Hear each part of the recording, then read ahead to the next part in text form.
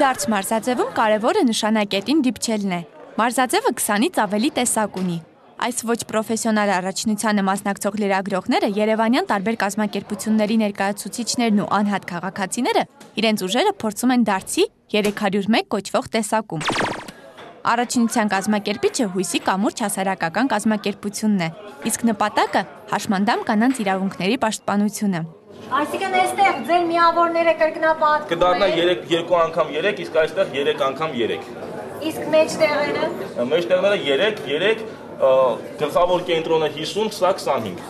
Հասկանալի։ Խաղի կանոնները բացատրելուց հետո անցկացվեց վիճակահանություն եւ առանձնացվեցին կանանց ու տղամարդկանց զույգերը։ Դարձ խաղալու համար պետք է նախ եւ առաջ ցանկություն, հանգստանալու, ստրեսներից դուրս գալու, պետք է 2.37 մմ տարածություն, 1.73 մմ բարձրություն, թիրախ եւ նետիկներ։ Շատ էժան ու լավ մարզաձև է։ Դարձ մարզաձևով կարող են զբաղվել բոլորը, անկախ տարիքից ու սեռից։ Այն օգնում է հանգստանալ ու ազատվել բացասական էներգիայից։ Առաջի անգամ եմ խաղում ու տենց ասացված կա, որ նորեկների բախտը բերում է։ Կարելի ասել, որ իմ բախտն էլ բերեց,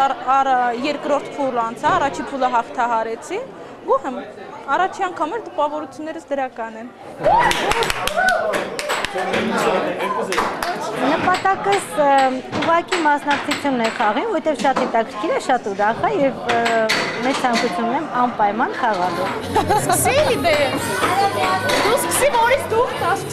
Ես էլ չդիմացա գայթակղությանը եւ միացա խաղացողներին։ Իմ խաղընկեր Գոհարն արդեն 10 տարի է Սկարպ առողջարարական կենտրոնի բասկետբոլի հաշմանդամների թիմի անդամ է։ Փորձառու մարզիկն ինձ հաղթեց։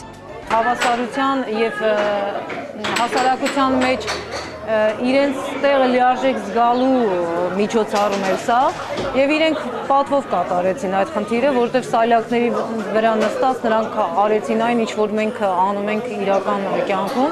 Մթնոլորտն այնքան ջերմ էր, որ մասնակիցները չէին էլ նկատել, որ արդեն 6 ժամ է խաղում են։ Խաղն ավարտվեց եւ հայտարարվեցին հաղթողները։